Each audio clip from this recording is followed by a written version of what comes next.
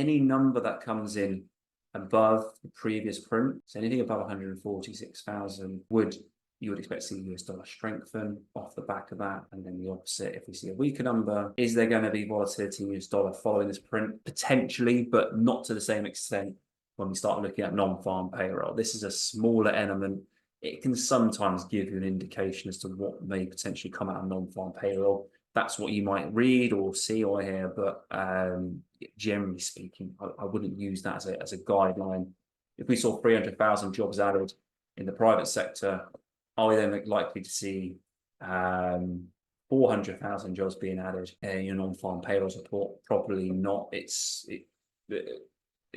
just worth highlighting their fairly close affiliation. Now, just a couple more words to go through. So meeting minutes, FOMC meeting minutes, your Federal Open Meeting Committee.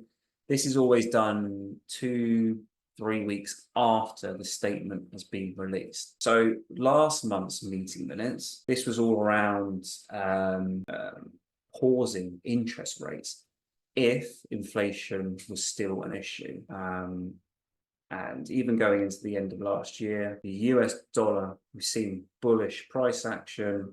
We saw indices sell off as well. I think what the markets are pricing in for 2025 at this particular point is 2 rate cuts. I think that's the general theme. Whereas if you were to go back 6 months ago, I think 4 rate cuts were priced in.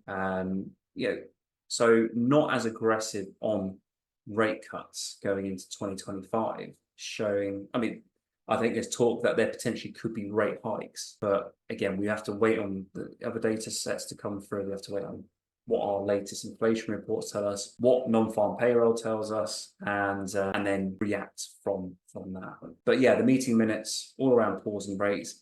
Generally speaking, if there is a more hawkish tone, then that's where the US dollar is likely to continue its recent bullish momentum. So if the Fed Chair Jerome Powell comes out in a minute and says, well, I still foresee challenges, I'm anticipating potential rate hikes going into 2025, then the US dollar is very likely to react in a bullish manner off the back of any kind of announcement like that. If he comes out and says there's going to be 6 rate cuts this year, then the US dollar is going to weaken, or is very likely to weaken off the back of that.